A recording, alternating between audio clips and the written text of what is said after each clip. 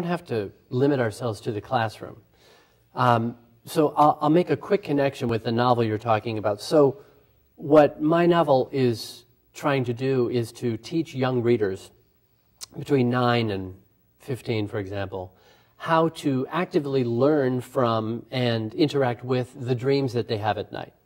And the fascinating thing about the dreams that we have at night is that all of the visual representations in our dreams, they're incredibly realistic and vivid and arresting and rich.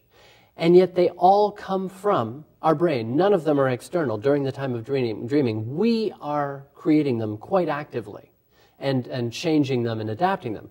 And those images are created by the same part of the brain that receives images from the external world during the day. And if we just take dreams as a good example, what an incredible power, what an incredible resource we have at our disposal to literally create another world. We are taking information from the world, and we are making it our own every night and creating worlds of our own, which in my opinion are really our way of, one of our ways, of understanding the world that we see again when we wake up. I see.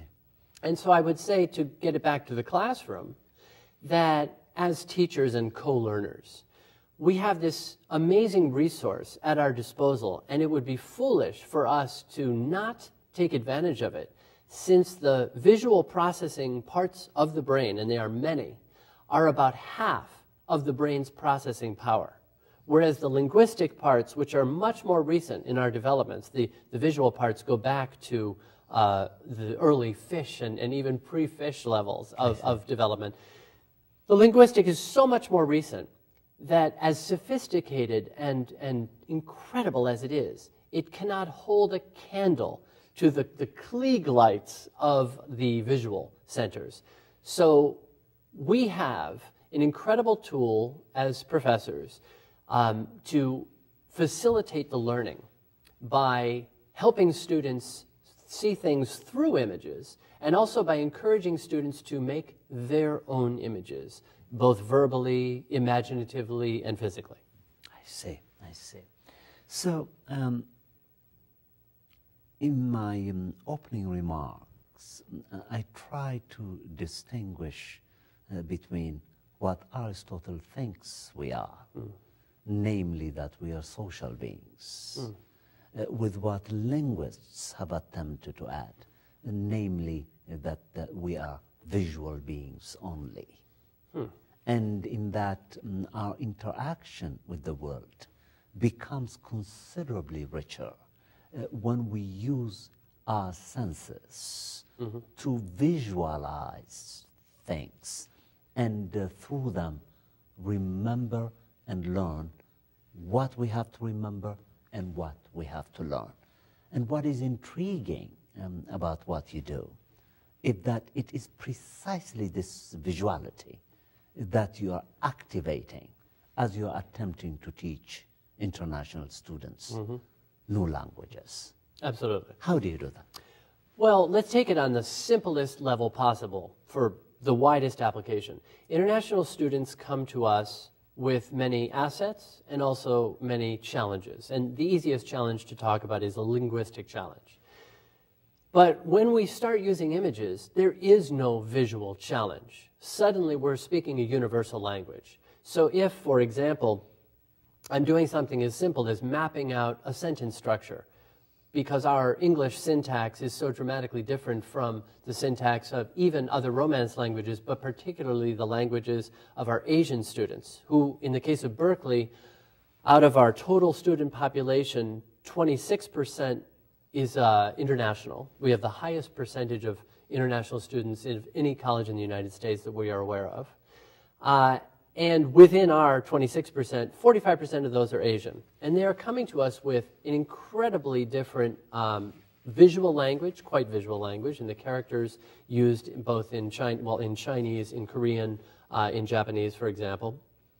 But as soon as we start speaking the language of images, we are putting everybody on the same page. So if I'm, for example, simply diagramming a sentence and showing the active and the passive parts of the sentence, or the subject and the verb and the object, immediately, instead of talking about words which they may or may not know, I'm simply showing building blocks. I'm showing this building, for example, the sentence, it needs a door, it needs a wall, it needs an interior space. And we can use that for anything that we're representing. So when I'm talking, for example, about a novel in my literature class, in which I have both international and domestic students, and we're talking about something, for example, André Dubus's amazing short story, Killings, which is an Oedipal narrative. It begins with a murder. Every murder begins with a mystery. Well, who did it and what's going to happen as a result? And as Sophocles created in the tragedy of Oedipus, you begin with the murder, but then the question is, well, why actually, you begin with the plagues, excuse me, that the people of Thebes come to Oedipus to resolve.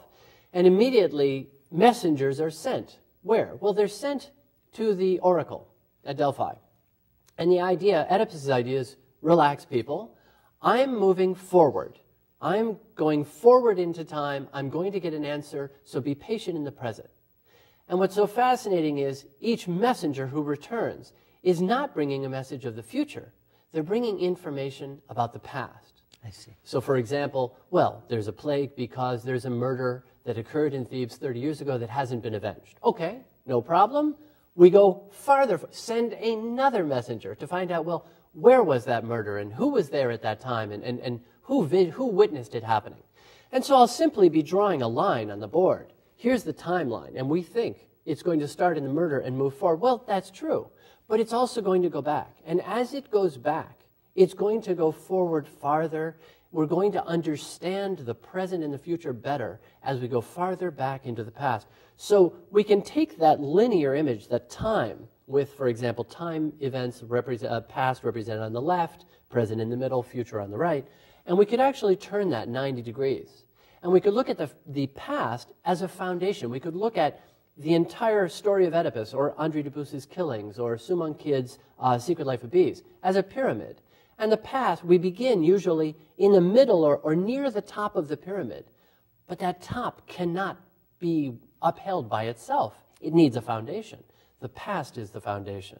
And I think, as you and I were discussing, the recent events in Egypt cannot be understood if we only look at 18 days of revolution.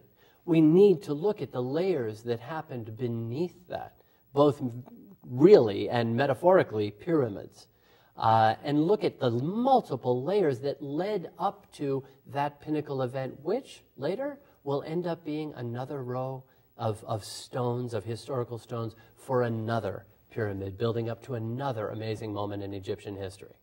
Incredible. And now, although I did not mention this to my readers, Professor Pratt Bennett is also a renowned coach. He coaches executives, professors, corporation leaders, and many other types of individuals. Let's talk a little bit about coaching. What is coaching? I'm so intrigued. Well, let me make a connection to what we just said. So what you and I just did, what we were just talking about, is we're using words, of course. But you'll notice that both you and I, as we're using these words, we're trying to make them easier for each other to understand and everyone to understand by using the language of images. So I'm going to use an image for you right now. Please do. Okay.